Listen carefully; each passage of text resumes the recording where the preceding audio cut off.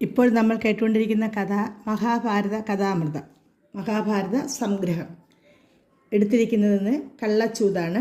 അപ്പോൾ കഥയിൽ ചോദ്യമില്ല. ഈ പുസ്തകം അച്ചടിച്ചിരിക്കുന്നത് ശ്രീ സായി പബ്ലിക്കേഷൻസ്, പാൽക്കുളങ്ങര. അപ്പോൾ നമുക്ക് കേൾക്കാം കള്ളച്ചൂത്. യുധിഷ്ഠിരൻ്റെ സാമന്ത മണ്ഡലവും സമ്പത്തും ജനസ്വാധീനവും എത്രമാത്രം വിപുലമാണെന്ന് രാജസൂയ മുഖം തെളിയിച്ചു. ചക്രവർത്തിക്ക് രാജാക്കന്മാർ കാഴ്ചവെച്ച കാഞ്ചനരാശിയും അപൂർവ സമ്പത്തുകളും ആന, കുതിര, തേര്, ദാസന്മാർ, ദാസികൾ തുടങ്ങിയവയും അസംഖ്യമെന്നോ അളവറ്റതെന്നോ വിശേഷിപ്പിക്കാവുന്ന അത്രയായിരുന്നു. പാണ്ഡവന്മാർക്ക് ലഭിച്ച അനിഷേധ്യമായ അംഗീകാരവും അവരുടെ അപ്രതിരോധ്യമായ സൈന്യബലവും അസൂയാർഹമായ ജനസ്വാധീനവും ദുര്യോധനെ അസ്വസ്ഥനാക്കി. യാഗാനന്തരം അതിഥികളും ബന്ധുജനങ്ങളുമെല്ലാം മടങ്ങി. ദ്വാരകയിൽ നിന്നെത്തിയ വൃഷ്ണിവംശപ്രമുഖരും യാത്ര പറഞ്ഞുപോയി. ഒടുവിൽ കൃഷ്ണനും യാത്രയായി. ദുര്യോധനനും ശകുനിയും മാത്രം പാണ്ഡവരോടുകൂടി കുറേ നാളുകൾ ചെലവഴിച്ചു. ഒരു ദിവസം ദുര്യോധനൻ മയനിർമ്മിതമായ സൗധം കാണുവാൻ ഇറങ്ങിത്തിരിച്ചു. ആ സഭാമണ്ഡപത്തിൻ്റെ അകത്ത് കടന്നപ്പോൾ അതിൻ്റെ ശില്പവൈചിത്ര്യം നിമിത്തം ചില വിഡ്ഢിത്തരങ്ങൾ പിണഞ്ഞു. ഒരിടത്ത് രത്നനിർമ്മിതമായ ചുവരിലെ പ്രവേശനമാർഗം തിരിച്ചറിയാനാകാതെ ചെന്ന് തട്ടി. മറ്റൊരിടത്ത് സ്ഫടിക നിർമ്മിതമായ തറ കണ്ട് വെള്ളം കെട്ടി നിൽക്കുകയാണെന്ന് ധരിച്ച് വസ്ത്രം പൊക്കിപ്പിടിച്ച് മെല്ലെ മെല്ലെ നടന്നു. ഇനിയും ഒരിടത്ത് വെള്ളമുള്ളതറിയാതെ തറയെന്ന് കരുതി നടന്നു. മൂക്കുകുത്തി വീണു. ദുര്യോധനൻ്റെ ചേഷ്ടകളും വിഡ്ഢിത്തരങ്ങളും കണ്ട് ഭീമസേനൻ ഉച്ചത്തിൽ പൊട്ടിച്ചിരിച്ചു. പാഞ്ചാലിയും അർജുനാദികളും പരിഹസിച്ചു. നനഞ്ഞ വസ്ത്രം മാറാൻ പുതിയ വസ്ത്രം അവർ നൽകി. അവർ തന്നെ മനഃപൂർവ്വം അപഹസിക്കുകയാണെന്നായിരുന്നു ദുര്യോധനൻ്റെ ചിന്ത. എങ്ങനെയും അവിടെ നിന്ന് രക്ഷപ്പെട്ടാൽ മതിയെന്നായിരുന്നു ദുര്യോധനൻ്റെ ആഗ്രഹം. നെടുവേർപ്പെട്ട് മ്ലാനവദനായി കണ്ട ദുര്യോധനനോട് ശകുനി വ്യസനഹേതു എന്തെന്ന് അന്വേഷിച്ചു. ഒതുക്കുവാനാവാത്ത തൻ്റെ വ്യസന കാരണം ദുര്യോധനൻ വിശദീകരിച്ചു.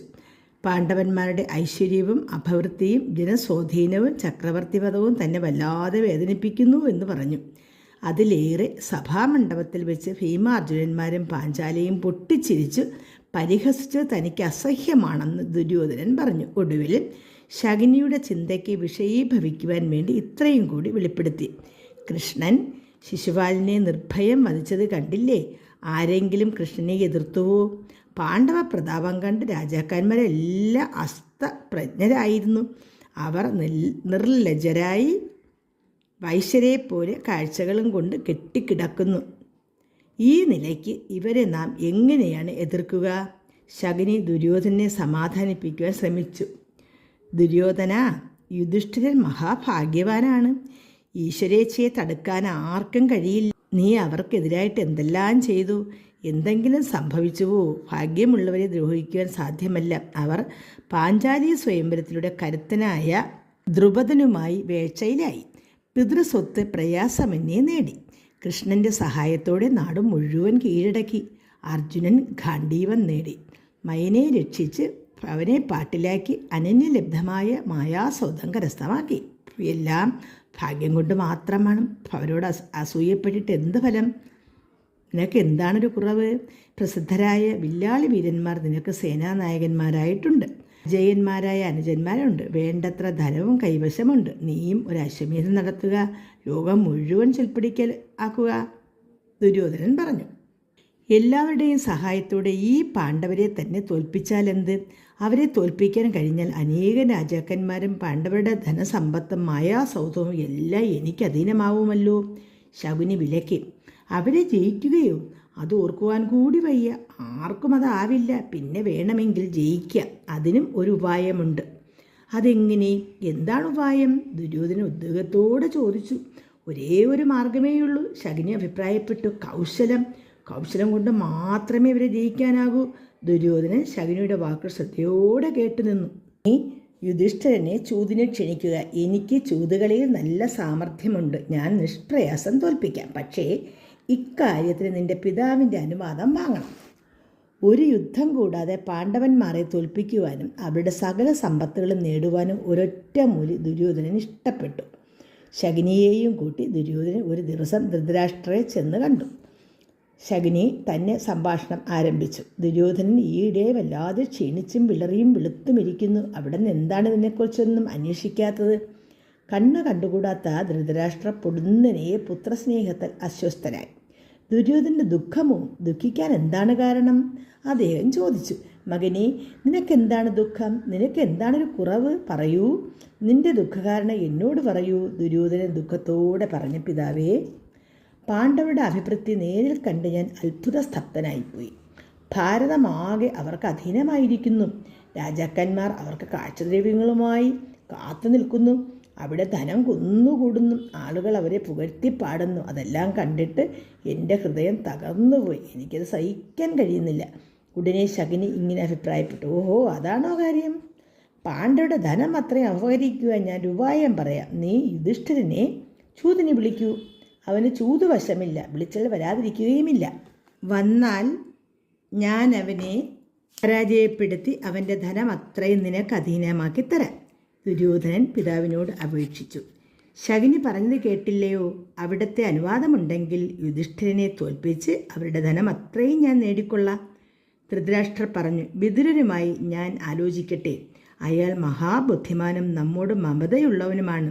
വിതുരർ അവിടത്തെ പിന്തിരിപ്പിക്കുകയുള്ളൂ. അയാളോട് ആലോചിക്കുകയേ വേണ്ട. എനിക്കൊന്നേ അറിയിക്കാനുള്ളൂ. അച്ഛൻ ഇതിന് സമ്മതിക്കുന്നില്ലെങ്കിൽ ഞാൻ ജീവിച്ചിരിക്കില്ല. ഇത് സത്യം. ദുര്യോധനൻ പറഞ്ഞു. എങ്കിലും ധൃതരാഷ്ട്രർ വിതുരനുമായി ഇതേക്കുറിച്ച് ആലോചിച്ചു. ദുര്യോധനൻ്റെ കുത്സിത ബുദ്ധിയെ വിതുരർ ശക്തിയായി എതിർക്കുകയും അപലപിക്കുകയും ചെയ്തു. അദ്ദേഹം ധൃതരാഷ്ട്രനോട് വികാരവിവശനായി പറഞ്ഞു. അങ്ങ് പുത്രസ്നേഹം മൂലം ദുര്യോധനൻ്റെ ഇഷ്ടത്തിന് കൂട്ടു നിൽക്കരുത്. ദ്യൂതം കലഹത്തിന് വഴിതെളിക്കും. പുത്രന്മാർ തമ്മിലുള്ള കലഹം കുലനാശത്തിന് കാരണമാവുകയും ദുര്യോധനനെ ഇതിൽ നിന്ന് പിന്തിരിപ്പിക്കാൻ ശ്രമിക്കൂ. അതാണ് നല്ലത്. ധൃതരാഷ്ട്രർ ദുര്യോധനനെ വരുത്തി വിതുരരുടെ അഭിപ്രായം അറിയിച്ചു.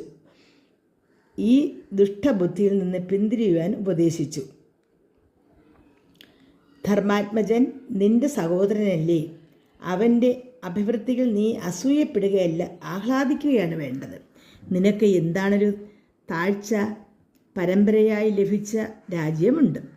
ചോദ്യം ചെയ്യപ്പെടാത്ത രാജാധികാരമുണ്ട്. ഉത്തരവ് കാത്തു നിൽക്കാൻ അനേകം സേനാനായകന്മാരുണ്ട്. വമ്പിച്ച സൈന്യശേഖരമുണ്ട്. ഭണ്ഡാരങ്ങളിൽ നിറയെ ധനമുണ്ട്. ഇഷ്ടത്തിനൊത്ത സ്ത്രീ ജനങ്ങളുണ്ട്. ആജ്ഞയനുസരിപ്പാൻ സഹോദരന്മാരുണ്ട്. ദുർചിന്തകൾ വെടിഞ്ഞ് നിലയ്ക്കും വിലയ്ക്കും ചേരുന്ന മട്ടിൽ നന്മകൾ ചെയ്ത് പ്രജാ പരിപാലനം ചെയ്ത് യശസ്വിയായി ജീവിക്കുക. അച്ഛൻ്റെ ഉപദേശം പുത്രന് സ്വീകാരമായില്ല. നന്മകൾ അശേഷവും അവശേഷിക്കാത്ത ആ ഹൃദയം അസൂയ കൊണ്ട് വിങ്ങിപ്പൊട്ടുകയായിരുന്നു. യുധിഷ്ഠിരൻ്റെ യജ്ഞവേളയിൽ അതിഥി സ്വീകരണ ചുമതലയായിരുന്നു ദുര്യോധനൻ. തന്നെ അത്ഭുതപ്പെടുത്തുകയും അസൂയപ്പെടുത്തുകയും ചെയ്ത കാര്യങ്ങളെക്കുറിച്ച് അച്ഛനോട് പറഞ്ഞു. അനേകമായിരം ആളുകൾ വിലതീരാത്ത വസ്തുക്കളായാണ് അവർ കാഴ്ചവെച്ചത്. ആന, കുതിര, തേര്, ആയുധങ്ങൾ, വിശിഷ്ട വസ്ത്രങ്ങൾ, ആഭരണങ്ങൾ, അപൂർവ രത്നങ്ങൾ, ദാസികൾ തുടങ്ങി ഭൂമിയിൽ വിലപ്പെട്ടതെന്തും ഇന്ന് പാണ്ഡവന്മാർക്ക് മറ്റാരേക്കാളുമുണ്ട്. കുബേരനും അതിശയിക്കുന്ന സമ്പത്ത്. ഭാരതത്തിൻ്റെ പൂർവ്വ, പശ്ചിമ, ദക്ഷിണോത്തര ഭാഗങ്ങളിൽ നിന്ന് ഒന്നൊഴിയാതെ എല്ലാ രാജാക്കന്മാരും അവർക്ക് കൽപ്പം നൽകി അവരുടെ അധീശാധികാരത്തെ തലകുനിച്ച് അംഗീകരിച്ചിരിക്കുന്നു. യജ്ഞമധ്യത്തിലും കൃഷ്ണൻ ശിശുപാലൻ്റെ തലയറുത്തെറിഞ്ഞപ്പോൾ ഒരാൾ പോലും അതിനെ എതിർക്കാൻ ഉണ്ടായിരുന്നില്ല. പാണ്ഡവന്മാർക്ക് മാത്രം അവകാശപ്പെടാവുന്ന ഒരു മനോഹര വസ്തു ശില്പമത്രേ മയമണ്ഡപം. അതും അവരുടെ മഹിമ വർദ്ധിപ്പിക്കുന്നു. ഞാനിതെങ്ങനെ സഹിക്കും? ഇത് കേവലം അസൂയയല്ല, ശത്രുവിൻ്റെ വളർച്ചയിലുള്ള അമർഷം മാത്രമാണ്. ശത്രുവിനെ നശിപ്പിക്കാൻ ഏതു മാർഗവും സ്വീകരിക്കാം. ശത്രു നിഗ്രഹം രാജ്യധർമ്മമാണ്. ദുര്യോധനൻ തൻ്റെ വികാരമെല്ലാം ധൃതരാഷ്ട്രയെ ധരിപ്പിച്ചു. പക്ഷേ ധൃതരാഷ്ട്രനെ അപ്പോഴും ഇളകിയില്ല. അദ്ദേഹം വീണ്ടും ഉപദേശിച്ചു. നിനക്ക് ധർമാത്മജന് ലഭിച്ച അംഗീകാരത്തിലും ഉപകാരങ്ങളിലുമാണ് അസുഖമെങ്കിൽ നീയും അതേ മട്ടിൽ ഒരു യജ്ഞം ആരംഭിക്കുക. നിനക്കും അവന് ലഭിച്ചതെല്ലാം ലഭിക്കും. രാജാക്കന്മാർ വന്ന് നിന്നെയും ആദരിക്കും. അത് നമ്മുടെ വംശത്തിന് ഗുണകരമായി തിരിക്കും. പാണ്ഡവരുടെ സമ്പത്ത് പിടിച്ചെടുക്കുന്നതിനല്ല, മറ്റ് മറ്റൊന്നിലും ദുര്യോധനന് താല്പര്യമുണ്ടായിരുന്നില്ല. പാണ്ഡവരുടെ സമ്പത്ത് പിടിച്ചെടുക്കുന്നതിൽ അല്ലാതെ മറ്റൊന്നിലും ദുര്യോധനന് താല്പര്യമുണ്ടായിരുന്നില്ല. പാണ്ഡവരെ പരാജയപ്പെടുത്തുന്നതിലൂടെ വേണ്ടത്ര ധനവും രാജാക്കന്മാരുടെ അധികാരവും താനേ വന്നു ചേർന്നുകൊള്ളും. ദുര്യോധനൻ അഭിപ്രായപ്പെട്ടു. അപ്പോൾ ശകുനി ദുര്യോധനനോട് ഇപ്രകാരം പറഞ്ഞു: അതിനൊരു ഉപായമുണ്ട്. ഒരു യുദ്ധത്തിൻ്റെ ആവശ്യമില്ല. നീ യുധിഷ്ഠിരനെ ചൂതിന് വിളിക്കുക. യുധിഷ്ഠിരനെ ചൂതുകളി അറിയില്ല, എന്നാലും ക്ഷണിച്ചാൽ വരാതിരിക്കില്ല. എനിക്ക് ചൂതുകളിൽ നല്ല സാമർഥ്യമുണ്ട്. ഞാൻ അവനെ നിഷ്പ്രയാസം തോൽപ്പിച്ച് അവൻ്റെ ധനം അത്രയും നേടിത്തരാം. ശകുനി പറഞ്ഞ ഉപായം ഉപയോഗപ്പെടുത്താൻ അച്ഛൻ അനുവാദം നൽകുകയേ വേണ്ടൂ എന്ന് ദുര്യോധനൻ ധൃതരാഷ്ട്രനോട് അപേക്ഷിച്ചു. ചൂതിന് അനുവാദം തരിക, അത്രമാത്രം ഇവിടെ യുദ്ധത്തിൻ്റെ പ്രശ്നമേയില്ല. ദുര്യോധനൻ ആവർത്തിച്ചു. ധൃതരാഷ്ട്ര വിഷമവൃത്തത്തിലായി. അദ്ദേഹം ചിന്താധീനായി. വയ്യ, ദുര്യോധനന് ചൂതിന് അനുവാദമേകിക്കൂടാ. അദ്ദേഹം ശാന്തനായി പറഞ്ഞു: വിതുരനോട് ആലോചിച്ച് തീരുമാനിക്കാം. പുണ്ണിൽ കൊള്ളി കുത്തിയാലെന്ന പോലെ വിതുര ശബ്ദം കേട്ട് ദുര്യോധനൻ അസഹിഷ്ണുവായി. വിതുരനോട് ആലോചിക്കേണ്ട ആവശ്യമെന്ത്? വിതുരൻ ആര്? അയാൾ പാണ്ഡവ പക്ഷപാതിയും എൻ്റെ ശത്രുവുമാണ്. മക്കളുടെ അഭിവൃദ്ധിയിൽ അച്ഛനല്ലേ താല്പര്യമുണ്ടാവൂ. അച്ഛൻ ഒരു തീരുമാനമെടുക്കൂ. ധർമ്മസങ്കടത്തിൽപ്പെട്ട ധൃതരാഷ്ട്രർ ഒടുവിൽ പുത്രന് വഴങ്ങി. എങ്കിൽ നിന്റെ ഇഷ്ടം പോലെ ചെയ്യൂ. അത്രയും പറഞ്ഞു കഴിഞ്ഞപ്പോൾ കുറ്റബോധം അദ്ദേഹത്തെ വേദനിപ്പിച്ചു. എന്തും ആലോചിച്ച് ചെയ്യുന്നതാണത്രേ ഉത്തമം, അല്ലെങ്കിൽ പശ്ചാത്തപിക്കേണ്ടി വരും. പാണ്ഡവരുമായി ഒരു യുദ്ധത്തിനിടയായാൽ കുരുവംശം ഒന്നാകെ നശിക്കും. മാത്രമല്ല, ഭാരതത്തിലെ ക്ഷത്രിയരും മുടിയും. പിന്നീട് ധൃതരാഷ്ട്രർ ഉത്തരവിട്ടു: 1000 തൂണുകളും 6 വാതിലുകളുമുള്ള വിസ്താരമേറിയ ഒരു സഭാമന്ദിരം ഉടനെ നിർമ്മിക്കുക. പണി പൂർത്തിയാലുടനെ എന്നെ അറിയിക്കുക. ധൃതരാഷ്ട്രർ വിതുരരെ വരുത്തി സൗമ്യമായി വിവരമെല്ലാം പറഞ്ഞു. വിതുരർ നടുങ്ങി. അദ്ദേഹം ധൃതരാഷ്ട്രനെ എതിർത്തു. പുത്രന്മാർ തമ്മിൽ കലഹവും യുദ്ധവും ഉണ്ടാവില്ല. ഇത് ഒരു സുഹൃദ്യുദ്ധം മാത്രമാണ്. പോരെങ്കിൽ ഞാനും ദ്രോണനും പ്രത്യേകം ശ്രദ്ധിക്കുകയും ചെയ്തുകൊള്ളാം. പിന്നെ എല്ലാം ഈശ്വര നിശ്ചയം പോലെ. ദൈവേച്ഛയെ ആർക്കാണ് എടുക്കാൻ കഴിയുക? നീ വേഗം ഇന്ദ്രപ്രസ്ഥത്തിലേക്ക് പുറപ്പെടുക. യുധിഷ്ഠിരനെ കൂട്ടിക്കൊണ്ടുവരിക. ഈ വിവരം ഒന്നും അറിയിക്കേണ്ടതില്ല. അവർ വന്ന് പുതിയ സഭാമന്ദിരം കാണട്ടെ, പിന്നെ സുഹൃദ്യുദ്ധവും നടത്തട്ടെ. ധൃതരാഷ്ട്രർ പറഞ്ഞു. വിതുരർ വിഷാദഭഗ്നനായി. എങ്കിലും അവസാനമായി അദ്ദേഹം ഒരിക്കൽ കൂടി ധൃതരാഷ്ട്രനെ വിലക്കി. ഇത് വേണ്ടാത്ത കാര്യമാണ്. കലഹമുണ്ടാകും, മഹായുദ്ധത്തിൽ കലാശിക്കും. കരുത്തരായ പാണ്ഡവന്മാർ അജയ്യരാണെന്നോർക്കുക. കുരുകുലത്തിനും ക്ഷത്രിയ കുലത്തിന് ആകെയും ഇത് നാശകരമാണ്. ധൃതരാഷ്ട്രർ മനസ്സമാധാനത്തിനെന്ന പോലെ വീണ്ടും പഴയ പല്ലവി പറഞ്ഞുകൊണ്ടിരുന്നു. കലഹമുണ്ടാവില്ല, പിന്നെ എല്ലാം വിധി പോലെ വരട്ടെ. ഇന്ദ്രപ്രസ്ഥത്തിലെത്തിയ വിതുരരെ യുധിഷ്ഠിരൻ ബഹുമാനാദരങ്ങളോട് സ്വീകരിച്ചു. ഹസ്തിനപുരത്തിലെ വിശേഷങ്ങളൊക്കെ ആരാഞ്ഞു. ധൃതരാഷ്ട്രരുടെയും പുത്രന്മാരുടെയും സൗഖ്യം അന്വേഷിച്ചു. കുശല പ്രശ്നങ്ങൾക്ക് ശേഷം വിതുരർ ധൃതരാഷ്ട്ര സന്ദേശം അറിയിച്ചു. ധൃതരാഷ്ട്രർ ഒരു സഭാമന്ദിരം പണി കഴിപ്പിച്ചിരിക്കുന്നു. അത് കാണുവാൻ പ്രത്യേകം ക്ഷണിച്ചിട്ടുണ്ട്. കൂടാതെ ഒരു സുഹൃദ്യൂഥവും ഏർപ്പാട് ചെയ്തിട്ടുണ്ട്. യുധിഷ്ഠിരൻ ചിന്തയിലാണ്ടു. ദ്യൂതം കലഹ കാരണമല്ലേ? ബുദ്ധിമാന്മാർ ആരെങ്കിലും ദ്യൂതത്തിൽ പങ്കെടുക്കുമോ? ഞാൻ എന്താണ് വേണ്ടതെന്ന് അവിടെ നിന്ന് ഉപദേശിച്ചാലും ദ്യൂതം അനർത്ഥ കാരണമാണെന്ന് പറഞ്ഞ് അത് ഒഴിവാക്കുവാൻ പരമാവധി ഞാൻ ശ്രമിച്ചു. അത് ഫലിച്ചില്ല. നിന്നെ കൂട്ടിക്കൊണ്ട് ചെല്ലുവാൻ എന്നെ അയക്കുകയാണ് ചെയ്തത്. എന്താണ് വേണ്ടതെന്ന് നീ സ്വയം തീരുമാനിക്കുക എന്ന് വിതുരർ പറഞ്ഞു. യുധിഷ്ഠിരൻ ഉത്കണ്ഠയോടെ വീണ്ടും ചോദിച്ചു: ധൃതരാഷ്ട്ര പുത്രന്മാരെ കൂടാതെ ദ്യൂതത്തിന് മറ്റാരൊക്കെ ഉണ്ടാകും? ഞാൻ ആരോടായിരിക്കും കളിക്കേണ്ടി വരിക? ശകുനി മുഖ്യനായിരിക്കും. പിന്നെ ചിത്രസേനൻ, സത്യവ്രതൻ, പുരുമിത്രൻ, ജയൻ എന്നിവരും ഉണ്ടാകും. വിതുരൻ മറുപടി നൽകി. എല്ലാം കളവും ചതിയും കാട്ടാൻ മടിക്കാത്ത കൂട്ടരാണ്. ഇക്കൂട്ടരുമായി താൻ എങ്ങനെയാണ് കളിക്കുക? എന്നാൽ ധൃതരാഷ്ട്രാജ്ഞയെ ധിക്കരിക്കാനും വയ്യ. വിധി പോലെ വരട്ടെ. യുധിഷ്ഠിരൻ ആരോടെന്നില്ലാതെ സ്വയം പറഞ്ഞു. ഞാൻ ശകുനിയോട് കളിക്കില്ല, വിളിച്ചാൽ പിന്മാറുകയുമില്ല. മനുഷ്യൻ വിധിയുടെ കയ്യിലെ കളിപ്പാവ മാത്രമാണെന്ന് ചിന്തിച്ച് വരുന്നതെന്തും അനുഭവിക്കാൻ സന്നദ്ധനായി സഹോദരന്മാരും പാഞ്ചാലിയുമൊത്ത് യുധിഷ്ഠിരൻ പുറപ്പെട്ടു. ഹസ്തിനപുരത്തിലെത്തിയ ഉടനെ ധൃതരാഷ്ട്രരെയും ഭീഷ്മർ, ദ്രോണർ, കൃപൻ, കർണൻ, ദ്രൗണി എന്നിവരെയും ചെന്ന് കണ്ടു. അവരവർക്കൊത്ത മട്ടിൽ അഭിവാദ്യം അർപ്പിച്ചു. പിന്നീട് ദുര്യോധനാദികളെയും ദ്യൂതിനു വന്നു ചേർന്ന രാജാക്കന്മാരെയും കണ്ടു കുശലമരുളി. വീണ്ടും ധൃതരാഷ്ട്രയെയും ഗാന്ധാരിയെയും കണ്ടു വന്ദിച്ചു. ധൃതരാഷ്ട്രർ പാണ്ഡവന്മാരെ അടുത്തു ചേർത്തു നിർത്തി അവിടെ മൂർധാവിൽ മുഖർന്ന് അനുഗ്രഹിച്ചു. പിറ്റേന്ന് പ്രഭാതത്തിൽ എല്ലാവരും പുതിയ സഭാമന്ദിരത്തിലെത്തി. പാണ്ഡവന്മാരും അവിടെ എത്തി. മൂപ്പനുസരിച്ച് വരിയായിരുന്നു. അപ്പോൾ ശകുനി വന്നു. യുധിഷ്ഠിരനെ ആദ്യം ചൂതിന് ക്ഷണിച്ചു. യുധിഷ്ഠിരൻ്റെ ഉള്ളു നടുങ്ങി. ചൂത് ചതിയും പാപവും ചേർന്നതാണ്. അതിലെ വിജയവും പരാജയവും ആരും മാന്യതയായി കാണാറില്ല. എന്നല്ല, ദ്യൂതം നീതിക്കൊത്തൊരു വിനോദവുമല്ല. വിളിച്ച നിലയ്ക്ക് ഞാൻ വരുന്നു. ഒരു അപേക്ഷയുണ്ട്. കളിയിൽ കളവും ചതിയും കാട്ടരുത്. അങ്ങനെയാകട്ടെ എന്ന് പറഞ്ഞ് ശകുനി പണയം വച്ചു കളിക്കുവാൻ യുധിഷ്ഠിരനെ നിർബന്ധിച്ചു. ഞാൻ യുദ്ധം ചെയ്ത് നേടിയതാണെൻ്റെ സമ്പത്ത്. കളവ് കാട്ടിയും ചതിച്ചും ഒന്നും നേടണമെനിക്ക് ആഗ്രഹമില്ല. കള്ളച്ചൂതിലൂടെ എൻ്റെ ധനം അപഹരിക്കരുത്. യുധിഷ്ഠിരൻ്റെ താക്കീത് ശകുനിക്ക് ഇഷ്ടമായില്ല. അയാൾ ക്ഷോഭിച്ചു. ഭയമുണ്ടെങ്കിൽ അങ്ങ് പിന്മാറിക്കൊള്ളൂ. വിളിച്ച നിലയ്ക്ക് ഞാൻ പിന്മാറുന്നില്ല. വിധിക്ക് കീഴടങ്ങുക തന്നെ, യുധിഷ്ഠിരൻ പറഞ്ഞു. പണയം വെച്ച് കളിക്കുവാൻ സന്നദ്ധനായി യുധിഷ്ഠിരൻ തന്നോട് കളിക്കുവാൻ ആരുണ്ട് എന്നന്വേഷിച്ചു. ദുര്യോധനൻ ഉടനെ മറുപടി നൽകി. ഞാനുണ്ട്. ഞാൻ പണയം നൽകാം. എനിക്ക് വേണ്ടി ശകുനി കളിച്ചുകൊള്ളും. യുധിഷ്ഠിരൻ ഭയപ്പെട്ടു. ഒരാൾക്ക് വേണ്ടി മറ്റൊരാൾ കളിക്കുന്നത് ഭംഗിയല്ല. അക്കാര്യം അങ്ങോർക്കുക. ഞാൻ ഏതായാലും കളിക്കുന്നു, യുധിഷ്ഠിരൻ പറഞ്ഞു. അതിഥികളായി വന്ന രാജാക്കന്മാരും ധൃതരാഷ്ട്രനും ഭീഷ്മ ദ്രോണാദികളും വിതുരനും ദ്യൂതം കാണുവാൻ സന്നിഹിതരായി. യുധിഷ്ഠിരൻ ആദ്യമായി രത്നഖചിതമായ ഒരു തങ്കമാല പണയം വെച്ചു. ദുര്യോധനും അതേ മട്ടിലൊരു മാല പണയം വെച്ചു. ശകുനി കളിച്ചു. ജയിച്ചുവെന്ന് അയാൾ വിളിച്ചു പറഞ്ഞു. ശകുനി കള്ളക്കളി കാട്ടിയെന്ന് യുധിഷ്ഠിരന് മനസ്സിലായി. എങ്കിലും കളി തുടർന്നു. വീണ്ടും ശകുനി ജയിച്ചു. 1000 സ്വർണ്ണ നിഷ്കങ്ങൾ നിക്ഷേപിച്ച പെട്ടികൾക്ക് ശേഷം സ്വന്തം വിശിഷ്ടരഥം പണയം വെച്ചു. അപ്പോഴും ശകുനി ജയിച്ചു.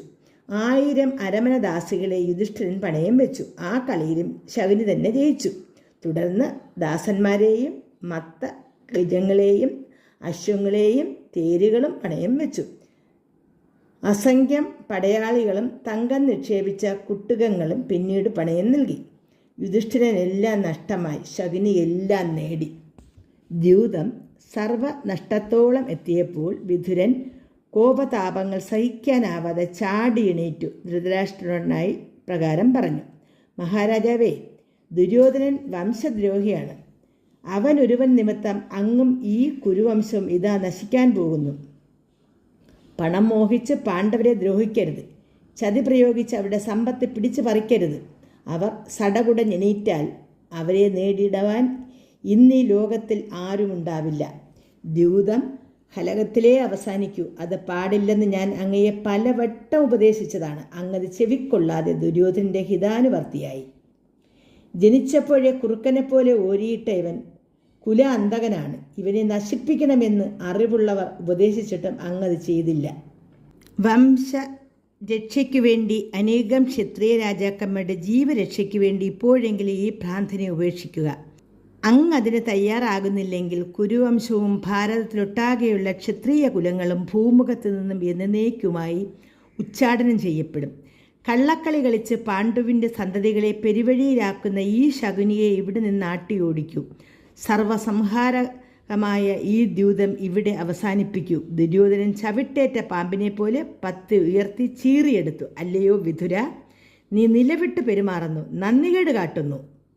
ആരാണിവിടെ? നിന്റെ അഭിപ്രായം ആരാഞ്ഞത്? ആരാണ് നിന്റെ ഉപദേശം ആവശ്യപ്പെട്ട് നീ നിന്റെ വഴിക്ക് പോകൂ.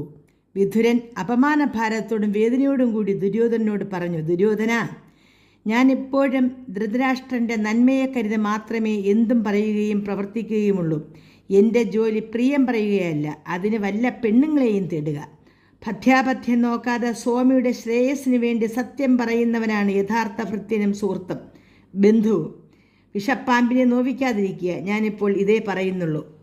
ശകുനി ഈ കോലാഹലമൊന്നും ശ്രദ്ധിക്കാതെ കളിയിൽ തന്നെ മുഴുകിയിരുന്നു. ഇനിയും എന്തെങ്കിലും ഉണ്ടെങ്കിൽ പണയം വയ്ക്കുവാൻ യുധിഷ്ഠിരനെ നിർബന്ധിച്ചു കൊണ്ടിരുന്നു. പശുക്കൾ, ഭൂമി, ബ്രഹ്മസേതത്വ വസ്തുക്കൾ, അബ്രാഹ്മണ പുത്രന്മാർ, ആഭരണങ്ങളെല്ലാം പന്തയം വെച്ച് പരാജയപ്പെട്ട യുധിഷ്ഠിരൻ അവസാന സഹോദരനായ നകുലിനെ പണയപ്പെടുത്തി. തുടർന്ന് സഹദേവനെയും അർജുനനെയും ഭീമനെയും പണയം വെച്ചു. പിന്നീട് സ്വയം പണയമായി. ഇനി എന്ത് പണയം വയ്ക്കുവാൻ? പാഞ്ചാലിയെ പണയം വയ്ക്കുക എന്ന ശകുനി. പാഞ്ചാലിയെയും യുധിഷ്ഠിരൻ പണയം വെച്ചു. തോറ്റു. രഥസാകെ അസ്വസ്ഥമായി. ഭീഷ്മ, ദ്രോണ, കൃപാദിത്യന്മാർ പാരം വിയർത്ത് ഇത് കർത്തവ്യ മൂഢരെ പോലെ തലതാഴ്ത്തിയിരുന്നു. ദുര്യോധനാദികൾ പൊട്ടിച്ചിരിച്ചു. പണയവസ്തുവായ പാഞ്ചാലിയെ കൂട്ടിക്കൊണ്ടുവരിക, അവൾ ദാസിമാരുടെ കൂടെ കഴിയട്ടെ. ധിക്കാരപൂർവ്വം ദുര്യോധനൻ വിതുരർക്ക് ആജ്ഞ നൽകി. വിതുരർ കോപം കൊണ്ട് വിറച്ചു. ദുര്യോധന, നീ ആപത്തിൽ അകപ്പെട്ടിരിക്കുന്നു. ദുർബുദ്ധിയായ നീ ഇതറിയുന്നില്ല. സ്വയം പണയം വയ്ക്കപ്പെട്ട അസ്വതന്ത്രനായി കഴിഞ്ഞ യുധിഷ്ഠിരന് പാഞ്ചാലിയെ പണയം വയ്ക്കുവാൻ എന്ത് അധികാരം? പാഞ്ചാലി പണയപ്പെട്ടിട്ടില്ല. അവളെ വിളിച്ചിറക്കി അപമാനിച്ചു പാണ്ഡവരുമായി കലഹത്തിന് തുനിയരുത്. അത് കേട്ട് ദുര്യോധനൻ സൂതപുത്രനായ പ്രാതിഗാമിയോട് പാഞ്ചാലിയെ കൂട്ടിക്കൊണ്ടുവരാൻ ആവശ്യപ്പെട്ടു. പ്രാതിഗാമി അന്തപുരത്തിലെത്തി പാഞ്ചാലിയെ വിവരമറിയിച്ചു. യുധിഷ്ഠിരൻ സ്വയം പണയപ്പെടുത്തിയതിനു ശേഷമാണോ എന്നെ പണയം വെച്ചതെന്നറിഞ്ഞു വരിക. പാഞ്ചാലി പ്രാതിഗാമിയെ തിരിച്ചയച്ചു. അയാൾ സഭയിലെത്തി പാഞ്ചാലിയുടെ ചോദ്യം അറിയിച്ചു. ദുഃഖഭാരത്താൽ തല കുമ്പിട്ടിരുന്ന യുധിഷ്ഠിരൻ അതിനുത്തരമൊന്നും ഉരിയാടിയില്ല. ദുര്യോധനൻ അഭിപ്രായപ്പെട്ടു, പാഞ്ചാലി ഇവിടെ വന്ന് ഈ ചോദ്യം ചോദിക്കട്ടെ. പ്രതിഗാമി വീണ്ടും അന്തപുരത്തിലേക്ക് ഓടി. നീ സഭയിൽ ചെന്ന് ധർമ്മിഷ്ഠന്മാരായ ആചാര്യന്മാരോട് ഈ ചോദ്യം ചോദിക്കുക. അവരുടെ നിശ്ചയം പോലെ ഞാൻ ചെയ്യാം. പാഞ്ചാലി പറഞ്ഞു. പ്രാതിഗാമി വീണ്ടും സഭയിലെത്തി പാഞ്ചാലിയുടെ അഭിപ്രായം അറിയിച്ചു. കോപിഷ്ഠനായ ദുര്യോധനനെ പേടിച്ചാരും ഒന്നും ഉരിയാടിയില്ല. തീണ്ടാരിയായി ഒറ്റ വസ്ത്രം മാത്രമെടുത്ത് നിൽക്കുന്ന പാഞ്ചാലി ഇവിടെ വരട്ടെ. അവളെ ഇവിടെ ഇരിക്കുന്നവർ കാണട്ടെ. അതിനിടയാക്കിയ ധൃതരാഷ്ട്രയെ അവർ അപലപിക്കട്ടെ. ഇങ്ങനെ വിചാരിച്ച് യുധിഷ്ഠിരൻ ഹിതാനുവർത്തിയായ ഒരു ഇഷ്ടദൂതനെ വിളിച്ചു പറഞ്ഞു. പാഞ്ചാലി, ഇവിടെ വന്ന് ശ്വശൂരാഗ്രത്തിൽ നിൽക്കുവാൻ പറയൂ. ദ്യൂതൻ അന്തപുരത്തിലേക്ക് പോയി. ദുര്യോധനൻ പ്രതിഗാമിയെ നിർബന്ധിച്ചു. അവളെ ഈ സദസ്സിലേക്ക് ആനയിക്കൂ. സൂതപുത്രൻ എന്താണ് ചെയ്യേണ്ടതെന്നറിയാതെ വിഷണ്ണനായി. അവൻ എല്ലാവരോടുമായി ചോദിച്ചു, ഞാൻ എന്താണ് ചെന്നറിയിക്കേണ്ടത്? സൂതൻ്റെ പരിഭ്രമവും പ്രയാസവും കൊണ്ട് ദുര്യോധനൻ പാഞ്ചാലിയെ പിടിച്ചുകൊണ്ടുവരുവാൻ സഹോദരനായ ദുശ്ശാസനോട് ആജ്ഞാപിച്ചു. ജ്യേഷ്ഠൻ്റെ ആജ്ഞ കേട്ട മാത്രയിൽ ദുശ്ശാസനൻ അന്തപുരത്തിലെത്തി. പാഞ്ചാലിയെ സഭയിലേക്ക് വരുവാൻ ക്ഷണിച്ചു. ദുശ്ശാസനൻ്റെ ഭാവം കണ്ട് ഭയന്ന പാഞ്ചാലി വൃദ്ധസ്ത്രീ ജനങ്ങളെ അഭയം പ്രാപിച്ചു. കോപിഷ്ഠനായ ദുശ്ശാസനൻ അവളുടെ മുടിക്ക് കുത്തിപ്പിടിച്ച് വലിച്ചു. താൻ തീണ്ടാരിയാണെന്ന് ഒറ്റ വസ്ത്രം മാത്രമേ ധരിച്ചിട്ടുള്ളൂ എന്നും മാന്യന്മാരിരിക്കുന്ന സദസ്സിലേക്ക് തന്നെ കൊണ്ടുപോകരുതെന്നും പാഞ്ചാലി കേണപേക്ഷിച്ചു. പക്ഷേ ദുശ്ശാസനൻ അതൊന്നും കൂട്ടാക്കിയില്ല. നീ തീണ്ടാരിയാണെന്നെങ്കിലെന്ത്, അല്ലെങ്കിലെന്ത്, ഒറ്റ വസ്ത്രമെടുത്തവളെങ്കിലെന്ത്, പൂർണ്ണ നഗ്നയാണെങ്കിലെന്ത്, ഇപ്പോൾ നീ ഞങ്ങളുടെ ദാസിയാണ്. നീ എന്ത് ധരിക്കണമെന്ന് നിശ്ചയിക്കേണ്ടത് ഞങ്ങളാണ്. വലിച്ചിഴയ്ക്കുന്നതിനിടയിൽ പുവടയ അഴിഞ്ഞും തെന്നിമാറിയും പോകയാൽ പാഞ്ചാലി ലജ്ജയും ദുഃഖവും അപമാനവും സഹിക്കാനാവാതെ വാവിട്ടു നിലവിളിച്ചു. ഈശ്വര, ഈ നീചകൃത്യം കണ്ട് എൻ്റെ ഭർത്താക്കന്മാരെന്തേ അടങ്ങിയിരിക്കുന്നു?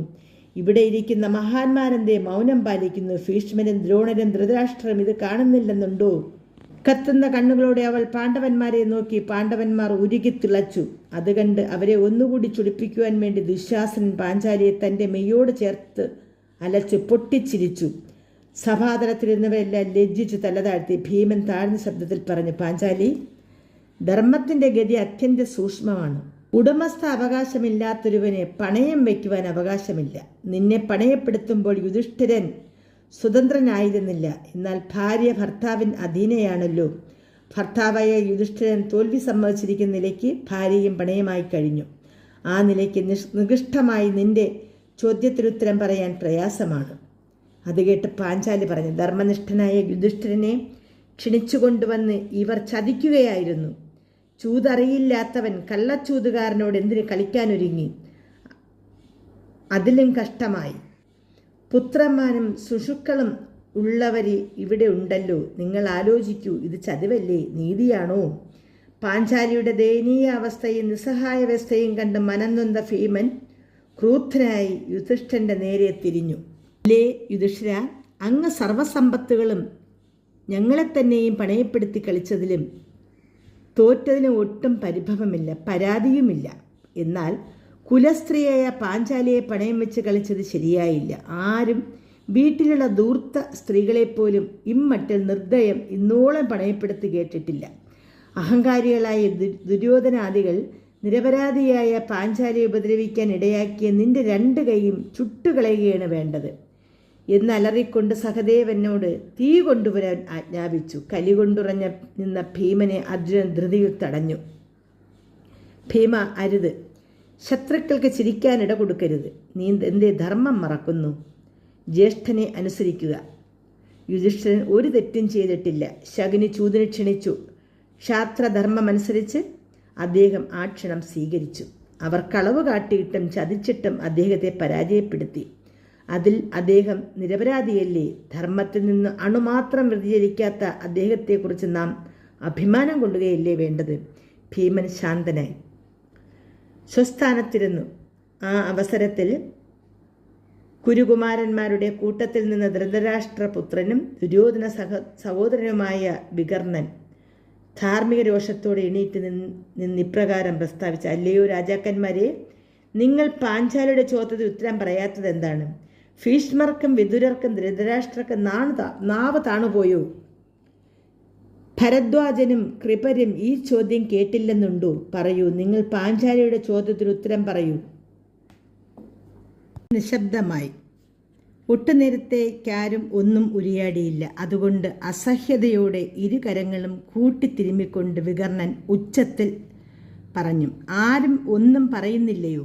ഞാൻ എൻ്റെ അഭിപ്രായം പറയുന്നു. രാജാക്കന്മാർക്ക് വ്യസനഹേതുകൾ 4 നായാട്ട്, മദ്യപാനം, ചൂതാട്ടം, സ്ത്രീ സേവ ഇവയാണവ. ഇവയിൽ ആസക്തനായി ആരെന്ത് ചെയ്താലും ആരും ഗൗരവത്തിൽ എടുക്കാറില്ല. ചൂതാട്ടത്തിൽ അകപ്പെട്ട് ആത്മവിസ്മൃതിയിലാണ്ട യുധിഷ്ഠിരൻ മാന്യയും സ്വപത്നിയുമായ പാഞ്ചാലിയെയും പണയം വയ്ക്കുകയുണ്ടായി. പക്ഷേ അത് സ്വബോധത്തോടെ ആലോചനയോടെ ചെയ്ത ഒന്നല്ല. ആരും അത് ഗൗരവബുദ്ധിയോടെ കാണുകയില്ല. ആ നിലയ്ക്ക് പാഞ്ചാലി ഇനിയും ആരുടെയും പണയവസ്തുവായി തിരിക്കില്ല എന്നാണ് എൻ്റെ അഭിപ്രായം. വികർണൻ്റെ സിംഹനാദം പോലെയുള്ള ആ ശബ്ദം സദസ്സിന് പുളകം അണിയിച്ചു. അവർ കരഘോഷം മുഴക്കി. കർണന് അതിഷ്ടപ്പെട്ടില്ല.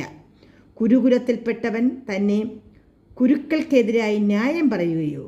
ഇവൻ എന്ത് വിഡ്ഢിത്തമാണ് കാട്ടിയത്? കർണൻ എണീറ്റു നിന്ന് 2 കൈയും ഉയർത്തി ഇപ്രകാരം പ്രസ്താവിച്ചു, ഇവിടെ ഇത്രയേറെ വൃദ്ധജനങ്ങൾ ഉണ്ടായിട്ടും അവരാരും ഒരഭിപ്രായവും പറയാതിരിക്കെ കേവലം ഒരു ബാലൻ ധർമാധർമ്മ വിവേചനത്തിന് മുതിർന്നത് വിചിത്രമായിരിക്കുന്നു. പാണ്ഡവന്മാർ സർവസ്വവും പണയപ്പെടുത്തിയതോടെ കൂടി തന്നെ പാഞ്ചാലിയും പണയവസ്തുവായി മാറി.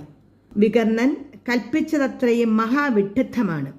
പാഞ്ചാലിയെ ഒറ്റ വസ്ത്രത്തോടുകൂടി സഭയിലേക്ക് ആനയിച്ചത് അധർമ്മമാണെന്നോ? ഒരു സ്ത്രീക്ക് ഒരു ഭർത്താവ് എന്നാണ് നിയമം. ഇവൾക്ക് എത്ര ഭർത്താക്കന്മാരുണ്ട്? അനേകം പുരുഷന്മാരോടുകൂടി കഴിയുന്നവൾ കുലടയാണ്. കുലടകളെ എങ്ങനെയും എവിടെയും കൊണ്ടുപോകാം.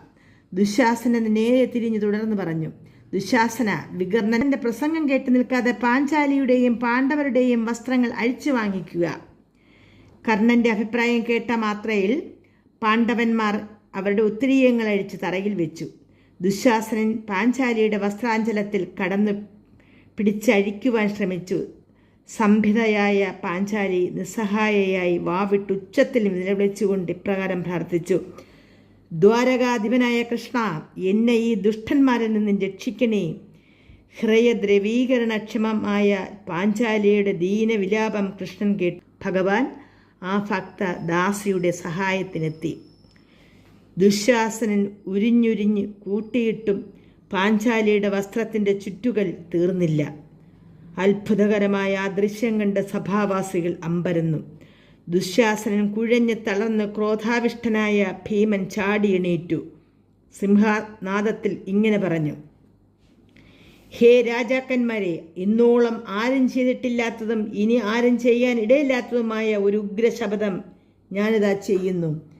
പാഞ്ചാലിയുടെ വസ്ത്രത്തിൽ കടന്നു പിടിച്ച ദുശാസനൻ്റെ മാറ് തല്ലിപ്പിളർന്ന് ആ ചുടുനിണം മുഴുവനും ഞാൻ കുടിക്കും. അതിന് കഴിയുന്നില്ലെങ്കിൽ എൻ്റെ പിതാമഹന്മാർ നേടിയ സുഹൃതം എനിക്ക് കിട്ടാതെ പോകട്ടെ. ഭീമപ്രതിജ്ഞ കേട്ട സദസ്യർ രോമാഞ്ചമണിഞ്ഞു. അവർ ഒന്നടങ്കം എണീറ്റും കാരണക്കാരനായ ധൃതരാഷ്ട്രയെ പഴിച്ചു. ജനങ്ങൾ ഒന്നാകെ ഉച്ചത്തിൽ വിളിച്ചു പറഞ്ഞു, പാഞ്ചാലിയുടെ ചോദ്യത്തിന് ഉത്തരം പറയുക. ഇളകിയ സഭാവാസികളെ നിശബ്ദരാക്കിക്കൊണ്ട് സർവധർമ്മജ്ഞനായ വിതുരർ ഇങ്ങനെ അറിയിച്ചു. പാഞ്ചാലിയുടെ ചോദ്യത്തിന് ആരും ഉത്തരം നൽകിയില്ല. കാമക്രോശങ്ങൾ വെടിഞ്ഞ് ഏവരും ധർമ്മമെന്തെന്ന് നിശ്ചയിക്കണം. വികർണൻ അവൻ്റെ അഭിപ്രായം പറഞ്ഞു. ഇനി നിങ്ങളും നിങ്ങളുടെ അഭിപ്രായം അറിയിക്കുക. മൗനം അവലംബിക്കുന്നത് പാപത്തിന് കാരണമായി തീരും. ധർമ്മത്തെ വളച്ചൊടിച്ച് വ്യാഖ്യാനിച്ചാലും പാപമാണ് ഫലം. ധർമാർത്ഥ ഭ്രഷ്ടനാവാതെ ഓരോരുത്തരും സത്യം മാത്രം പറയുക. വിതുരവാക്യം കേട്ടിട്ടും രാജാക്കന്മാരൊന്നും ഉരിയാടിയില്ല. കർണൻ എണീറ്റ് നിന്ന് ദുശാസനോട് പറഞ്ഞു, ഇവളെ വീട്ടിനുള്ളിൽ ദാസികളുടെ അടുത്തേക്ക് അയക്കൂ. ദുശാസനൻ പാഞ്ചാലിയെ കടന്നു പിടിച്ച് വലിച്ചു. പാഞ്ചാലി കുതറി മാറാൻ ശ്രമിച്ചുകൊണ്ട് പറഞ്ഞു, ദുഷ്ട, വിടൂ, ഇനിയും എൻ്റെ ചോദ്യത്തിന് ഉത്തരം കിട്ടിയിട്ടില്ല, അതറിയട്ടെ. തുടർന്ന് നിറഞ്ഞ മിഴികളോട് ഗദ്ഗദത്തോടും കൂടി പാഞ്ചാലി പറഞ്ഞു, ഇന്നോളം സൂര്യനും വായുവും പോലും എന്നെ കണ്ടിട്ടില്ല. സ്വയംവര മണ്ഡപത്തിൽ വച്ചല്ലാതെ ഈ നിങ്ങളും ഇതിനു മുൻപ് എന്നെ കണ്ടിട്ടില്ല. ഞാൻ ഇങ്ങനെ നിങ്ങളുടെ മുന്നിൽ നിൽക്കേണ്ടി വന്നു. എൻ്റെ മുള്ളുകൊണ്ടാൽ സഹിക്കാനാവാത്ത പാണ്ഡവന്മാർ ഇന്ന് ഈ മഹാപാവി കടന്നു പിടിച്ച് വലിക്കുന്നതും കണ്ട് നിശബ്ദം നോക്കിയിരിക്കുന്നു. സതീരത്നമായ എനിക്കിതിലപ്പുറം എന്താണ് സംഭവിക്കാനുള്ളത്? ഞാൻ ഉന്നത കുലജാതയും ശ്രേഷ്ഠ കുലജാതരുടെ ധർമ്മപത്നിയുമാണ്. ഉത്തമ സ്ത്രീകളെ പണ്ടാരും ഇങ്ങനെ പൊതുസഭയിൽ വരുത്തി അപമാനിച്ചിട്ടില്ല. ഇന്ന് ഈ ദുഷ്ടന്മാർ എന്നെ എത്രമാത്രം കഷ്ടപ്പെടുത്തുന്നു. ഇതെനിക്ക് സഹിക്കാൻ വയ്യ. ഞാൻ അവരുടെ ദാസിയാണല്ലോ, അല്ലയോ എന്ന് നിങ്ങൾ നിശ്ചയിക്കൂ. ഭീഷ്മർ പാഞ്ചാലിയോട് പറഞ്ഞു, കൃഷ്ണേ, ധർമാധർമ്മ വിവേചനം ദുഷ്കരമാണെന്ന് ഞാൻ മുൻപേ തന്നെ പറഞ്ഞുവല്ലോ. നിന്റെ ചോദ്യത്തിന് ശരിയായ ഉത്തരം പറയാൻ എളുപ്പമല്ല. ധർമ്മം അത്രമാത്രം സൂക്ഷ്മവും ഗഹനവുമായ ഒന്നാണ്. ഒരു കാര്യം വ്യക്തമാണ്, കൗരവന്മാർ ലോഭമോഹന്മാരാണ് ആയിത്തീർന്നിരിക്കുന്നു. അതിനാൽ ഈ വംശം നശിക്കുവാൻ ഇനിയും അധികകാലം വേണ്ടിവരില്ല. നിന്റെ ഭർത്താക്കന്മാരും നീയും ഇനിയും ധർമ്മത്തിൽ നിന്ന് വ്യതിചലിച്ചിട്ടില്ല. ദ്രോണാദി ആചാര്യന്മാരെല്ലാം ജീവൻ നഷ്ടപ്പെട്ട ശവങ്ങളായി നിൽക്കുകയാണ്. നിന്റെ കാര്യം ധൃതരാഷ്ട്രർ തീരുമാനിക്കട്ടെ. അപ്പോൾ ധൃതരാഷ്ട്രർ പറഞ്ഞു, യുധിഷ്ഠിരനെ ഭീമാർജുന നകുല സഹദേവന്മാർ തള്ളിപ്പറയട്ടെ. അങ്ങനെ യുധിഷ്ഠിരൻ അസത്യവാനാണെന്ന് ലോകം വിധി എഴുതട്ടെ. എന്നാൽ നീ സ്വതന്ത്രയാകും. അതല്ലെങ്കിൽ ഞാൻ ദ്രൗപദിയുടെ സ്വാമിയല്ലെന്ന് യുധിഷ്ഠിരൻ സ്വയം പ്രഖ്യാപിക്കട്ടെ. അപ്പോഴും നീ സ്വതന്ത്രയാകും. ഇവിടെ എല്ലാവരും മിണ്ടാതിരിക്കുന്നുവെങ്കിലും നിന്റെ ദുഃഖത്തിൽ പങ്കാളികളാണ്. നിന്റെ ഭർത്താക്കന്മാരെ ഓർത്താണ് അവർ അഭിപ്രായം പറയാത്തത്. അത് കേൾക്കെ കൗരവന്മാർ ആർത്തു വിളിച്ച് ആഹ്ലാദ പ്രകടനം നടത്തി. യുധിഷ്ഠിരൻ്റെ നേരെ എല്ലാവരും നോക്കി. യുധിഷ്ഠിരൻ ഒന്നും മിണ്ടിയില്ല. ഭീമൻ ഇപ്രകാരം പറഞ്ഞു, യുധിഷ്ഠിരൻ ഞങ്ങൾക്ക് സ്വാമിയും ഗുരുവും എല്ലാമാണ്. അദ്ദേഹം തോറ്റെങ്കിൽ ഞങ്ങളും തോറ്റു. അങ്ങനെയല്ലായിരുന്നു എങ്കിൽ ആ ദുശാസനൻ പാഞ്ചാലിയുടെ ഉടുപുടവയിൽ തൊടില്ലായിരുന്നു. ഏത് ദേവേന്ദ്രനെയും ഞെരിച്ചു തകർക്കുവാൻ പോരുന്ന കരുത്ത് ഈ കരങ്ങൾക്കുണ്ട്. ഭീഷ്മർ, ദ്രോണർ, വിതുരർ എന്നിവർ ഭീമനോട് പറഞ്ഞു, ക്ഷമിക്കൂ, അതിനിനിയും നിനക്ക് അവസരം ലഭിക്കും. പാഞ്ചാലി, നീ മറ്റൊരാളെ ഭർത്താവായി സ്വീകരിക്കൂ. ദാസികൾക്ക് അങ്ങനെ ചെയ്യാം. കർണൻ പാഞ്ചാലിയെ പരിഹസിച്ചു. കുലമഹിമ കൊണ്ട് എന്ത് കാര്യം? ഭാര്യയെ പണയപ്പെടുത്തിയവരാണല്ലോ പാണ്ഡവന്മാർ. കർണൻ്റെ പരിഹാസം കേട്ട് ഭീമൻ കോപം അടക്കാനാവാതെ കൈകൾ കൂട്ടിത്തിരുമി. കൃഷ്ണ സ്വതന്ത്രയാണോ അല്ലയോ എന്ന് യുധിഷ്ഠിരൻ പറയട്ടെ എന്ന് പറഞ്ഞുകൊണ്ട് ദുര്യോധനൻ പാഞ്ചാലിയുടെ മുന്നിലെത്തി. തൻ്റെ കൊഴുത്തുരുണ്ട ഇടതു തുട വസ്ത്രം നീക്കിക്കാട്ടി ശൃംഗാരഭാവത്തിൽ ചിരിച്ചു. അല്ലേ ദുര്യോധന, നിന്റെ ആ തുട ഞാൻ ഗത കൊണ്ട് അടിച്ചൊടിച്ചില്ലെങ്കിൽ എൻ്റെ സുഹൃതം നശിച്ചു പോകട്ടെ. ഭീമൻ ശപഥം ചെയ്തു. വിതുരൻ ഭീമൻ്റെ കത്തുന്ന കണ്ണുകളും വിയർപ്പ് പൊടിയുന്ന ശരീരവും കണ്ട് ഭയപ്പെട്ടു. കൗരവന്മാർക്കിതിനൊന്നും ആവശ്യമില്ലായിരുന്നു. കുരുകുലത്തിൽ സുഹൃത്തം നശിച്ചിരിക്കുന്നു. തോൽക്കും മുമ്പാണ് യുധിഷ്ഠിരൻ പാഞ്ചാലിയെ പണയപ്പെടുത്തിയിരുന്നെങ്കിൽ പാഞ്ചാലി പണയപ്പെടുമായിരുന്നു. അങ്ങനെയല്ല സംഭവിച്ചത്. അതിനാൽ പാഞ്ചാലി പണ്ടമല്ല. വിതുരൻ ശക്തിയായി സമർത്ഥിച്ചു. ആ സമയത്ത് ധൃതരാഷ്ട്രരുടെ കൊട്ടാരത്തിൽ അഗ്നിക്കോണിൽ കുറുക്കൻ ഓരിയിട്ടു. പക്ഷികൾ ക്രൂരമായി ചിലച്ചു, ശബ്ദമുണ്ടാക്കി. ഭീഷ്മ ദ്രോണാദികളും ഗാന്ധാരിയും ദുർനിമിത്തങ്ങളെക്കുറിച്ച് ധൃതരാഷ്ട്രനെ അറിയിച്ചു. ധൃതരാഷ്ട്രർ ദുര്യോധനെ കുറ്റപ്പെടുത്തി. കരഞ്ഞുകൊണ്ട് കുമ്പിട്ട് നിന്ന പാഞ്ചാലിയെ അടുത്ത് വിളിച്ചു പറഞ്ഞു, കൃഷ്ണേ, എൻ്റെ പുത്രപത്നികളിൽ എല്ലാം കൊണ്ടും ശ്രേഷ്ഠയാണ് നീ. നിന്നോട് എനിക്ക് മറ്റാരോടുള്ളതിനും വാത്സല്യമുണ്ട്. വരൂ, അടുത്തു വരൂ. നിനക്കിഷ്ടമുള്ള വരം ചോദിച്ചുകൊള്ളൂ. നീ ചോദിക്കുന്ന എന്തും ഞാൻ സന്തോഷപൂർവ്വം നൽകാം.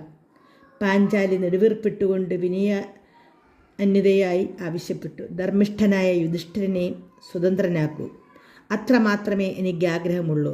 അങ്ങനെയാകട്ടെ, നീ ഒരു വരം കൂടി ചോദിച്ചുകൊള്ളൂ. ധൃതരാഷ്ട്രർ പറഞ്ഞു. മറ്റുള്ളവർ പാണ്ഡവന്മാരെ കൂടി അവിടെ നിന്ന് മോചിപ്പിച്ചാലും. രണ്ടാമത്തെ വരവും പാഞ്ചാലി ആവശ്യപ്പെട്ടു. ഇനിയും ഒരിക്കൽ കൂടി എന്ത് വരം വേണമെങ്കിലും ആവശ്യപ്പെട്ടുകൊള്ളൂ. ധൃതരാഷ്ട്രർ പാഞ്ചാലിയോട് പറഞ്ഞു, വേണ്ട, എനിക്കിനി വരം വേണ്ട. അതിമോഹം അത്യാപത്താണ്. പാഞ്ചാലി സംതൃപ്തിയോടെ ഒഴിഞ്ഞു മാറി. ഇമ്മട്ടിലൊരു സ്ത്രീയെ ഞാൻ ഇന്നോളം കണ്ടിട്ടില്ലെന്നും കയത്തിലേക്ക് താണ പാണ്ഡവന്മാരെ കൈകൊടുത്ത് പാഞ്ചാലി രക്ഷിച്ചുവെന്നും കർണൻ ജൽപ്പിച്ചു. കർണ ദുര്യോധനാദികളുടെ പരിഹാസം കേട്ട് ക്രൂദ്ധനായ ഭീമൻ അവരുടെ നേരെ ചീറിപ്പാഞ്ഞു. അർജുനൻ തടഞ്ഞു. ഭീമൻ എന്നിട്ടും കയർക്കുന്നു കണ്ട് യുധിഷ്ഠിരൻ കൈനീട്ടി തടഞ്ഞു. പിന്നിലേക്ക് നീക്കിക്കൊണ്ട് ധൃതരാഷ്ട്രയുടെ മുന്നിലെത്തി ഇപ്രകാരം പറഞ്ഞു, ഇനി ഞങ്ങൾ എന്തു ചെയ്യണമെന്ന് അരുളി ചെയ്താലും എന്നും അവിടുത്തെ കൽപ്പന കേട്ടു കഴിയാണ് ഞങ്ങൾക്ക് ആഗ്രഹം. ധൃതരാഷ്ട്രൻ യുധിഷ്ഠിരനെ അനുഗ്രഹിച്ചു. നിങ്ങൾ സർവ്വസമ്പത്തുകളോടും കൂടി സ്വരാജ്യത്തേക്ക് മടങ്ങിക്കൊള്ളൂ. അദ്ദേഹം തുടർന്ന് പറഞ്ഞു, ധർമ്മപുത്രരെ, നീ ജ്ഞാനിയും ക്ഷമയുള്ളവനുമാണല്ലോ. ദുര്യോധനോട് നീ പകവെച്ച് പുലർത്തരുത്. അന്ധനായ എന്നെയും ഗാന്ധാരി മാധവനെയും ഓർത്ത് അവന് നീ മാപ്പ് നൽകണം. വന്ന മട്ടിൽ ആഡംബര സമേതനായ യുധിഷ്ഠിരൻ പാഞ്ചാലിക്കും സഹോദരന്മാരുമൊത്ത് ഇന്ദ്രപ്രസ്ഥത്തിലേക്ക് സന്തോഷത്തോടെ മടങ്ങി.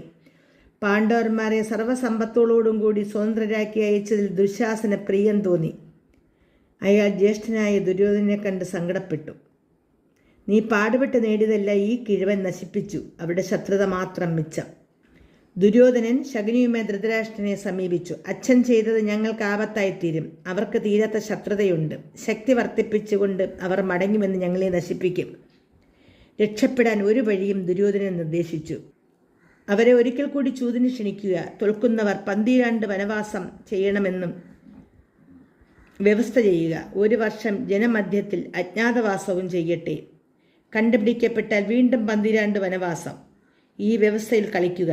അങ്ങനെയും 10-13 വർഷം അവരെ അകറ്റി നിർത്താൻ കഴിഞ്ഞാൽ ഞങ്ങൾ രക്ഷപ്പെട്ടു. പിന്നീടൊരു യുദ്ധമുണ്ടായാൽ പോലും ഞങ്ങൾക്ക് അവരെ നിഷ്പ്രയാസം നേടാൻ കഴിയും. അത് ശരിയാണെന്ന് ധൃതരാഷ്ട്രർക്ക് തോന്നി. പാണ്ഡവന്മാരെ തിരിച്ചു വിളിക്കുവാൻ കൽപ്പന നൽകി. ഭീഷ്മർ, വിതുരർ, സോമദത്തൻ, ബാൽഹീകൻ, ഗൗതമൻ, തവസ്, വികർണൻ, വീരൻ എന്നിവർ ധൃതരാഷ്ട്രനെ ശക്തിയുക്തം എതിർത്തു. ഇനിയുമൊരു ചൂത് അപകടകരമാണ്. അത് വലിയൊരു കലഹത്തിന് കുലനാശത്തിനും ഇടയാക്കും എന്നായിരുന്നു അവരുടെ അഭിപ്രായം. പക്ഷേ ധൃതരാഷ്ട്രർ അത് ശ്രദ്ധിച്ചില്ല. വിവരമറിഞ്ഞ് ഗാന്ധാരി ധൃതരാഷ്ട്ര സന്നിധിയിലെത്തി ഉപദേശിച്ചു. പ്രഭു, അങ്ങ് പുത്രസ്നേഹം കൊണ്ട് കുലനാശത്തിന് വഴിയളിക്കരുത്. ആലോചിച്ച് മാത്രമേ പ്രവർത്തിക്കാവൂ. ദുര്യോധനൻ ജനിച്ച വേളയിലുണ്ടായ ദുർനിമിത്തങ്ങൾ കണ്ട് ഇവൻ കുലനാശകനായി തീരും. ഇവനെ ഉപേക്ഷിച്ചേക്കൂ എന്ന് വിതുരൻ അങ്ങയെ ഉപദേശിച്ചതാണ്. അങ്ങ് അത് കേട്ടില്ല. വിദൂരൻ്റെ പ്രവചനം ഫലിക്കാൻ പോകുന്നു. പാണ്ഡവന്മാർ അതിശക്തരും അജയ്യരുമാണ്. അവരുടെ ശത്രുതയ്ക്ക് പാത്രമാകുന്നത് ആപത്താണ്. അങ്ങ് മൂലം കുരുവംശം നശിക്കുവാൻ ഇടയാക്കരുത്. ഇനിയും ഒരു ചൂതിന് പാണ്ഡവന്മാരെ ക്ഷണിക്കരുത്. ധൃതരാഷ്ട്ര തൻ്റെ ദൃഢനിശ്ചയത്തിൽ തന്നെ ഉറച്ചു നിന്നു. വരാനുള്ളത് വന്നേ തീരൂ. കുലം മുടിയണമെന്നാണ് ദൈവനിശ്ചയമെങ്കിൽ നമുക്കതിന് തടയാനാവില്ല. ഞാൻ ആളയച്ചു കഴിഞ്ഞു. പാണ്ഡവന്മാർ വരട്ടെ, ചൂതാടട്ടെ. പ്രാതികാമി യുധിഷ്ഠിരനെ കണ്ട് ധൃതരാഷ്ട്രരുടെ ദൗത്യം അറിയിച്ചു. യുധിഷ്ഠിരൻ ഇത് കർത്തവ്യതാ മൂഢനായി. എല്ലാം ദൈവകൽപ്പിതമെന്ന് വിശ്വസിക്കുക. ദൈവഹിതത്തിന് വഴങ്ങുക. ഇനിയും ഒരു ചൂതിനുള്ള ക്ഷണം ദുരുദ്ദേശപരമാണ്. എന്നാൽ ഒഴിഞ്ഞു മാറാൻ ആവില്ല. അങ്ങനെ ഒന്നുമില്ലെന്നറിഞ്ഞിട്ടും കാലപ്രചോദനം കൊണ്ടത്രേ ശ്രീരാമൻ പൊന്മാനിൻ്റെ പിന്നാലെ പോയത്. ആപത്ത് വരാനുള്ള കാലത്ത് ആർക്കും സൽബുദ്ധി തോന്നുകയില്ല. കൗരവന്മാർക്ക് കാലദോഷം നേരിട്ടിരിക്കുന്നു. അങ്ങനെ ചിന്തിച്ച് യുധിഷ്ഠിരൻ വീണ്ടും ഹസ്തനപുരിയിലേക്ക് പുറപ്പെട്ടു. സർവനാശത്തിനായി അവർ ചൂതാരംഭിച്ചു. ശകുനി വ്യവസ്ഥ വിശദീകരിച്ചു. ഇരുകൂട്ടരും അത് അംഗീകരിച്ചു. യുധിഷ്ഠിരൻ പറഞ്ഞു, എനിക്കിഷ്ടമുണ്ടായിട്ടല്ല, എന്നെ ക്ഷണിച്ചതുകൊണ്ട് ഞാൻ കളിക്കുന്നു. ആദ്യ കളിയിൽ തന്നെ ശകുനി വിജയിച്ചു. പാണ്ഡവന്മാർ വ്യവസ്ഥാനുസരണം വനവാസത്തിന് സന്നദ്ധരായി. വിജയോന്മത്തരമാരായ ദുര്യോധനാദികൾ പരാജിതരായ പാണ്ഡവന്മാരെ പരിഹസിച്ചു. ദുശ്ശാസനൻ പാഞ്ചാലിയെ അധിക്ഷേപിച്ചു. ഇവളെ എന്തിനീ പാണ്ഡവന്മാർക്ക് നൽകി? യജ്ഞസേനൻ ചെയ്തതൊരു വലിയ മടത്തരം തന്നെ. അല്ലയോ പാഞ്ചാലി, നീ എന്തിനീ നിസ്വന്മാരുടെ കൂടി ജീവിതം നശിപ്പിക്കുന്നു? ഞങ്ങൾ ഇഷ്ടമുള്ളവരെ സ്വീകരിച്ച് നീ സുഖമായി ജീവിക്കുക. അത് കേട്ട് ഭീമൻ തിരിഞ്ഞു നിന്നു. കള്ളച്ചൂത് കളിച്ച് ഞങ്ങൾക്കുള്ളതെല്ലാം അപകരിച്ചതിന് പുറമേ അപഹസിക്കുകയും കൂടി ചെയ്യുന്നത് കണ്ട് അക്ഷമനായി ഇങ്ങനെ പറഞ്ഞു, ദുശ്ശാസന, ഞാൻ ഇതിന് പ്രതികാരം ചെയ്യും. നിന്റെ മാറു കീറി ആ രക്തം ഞാൻ കുടിക്കും.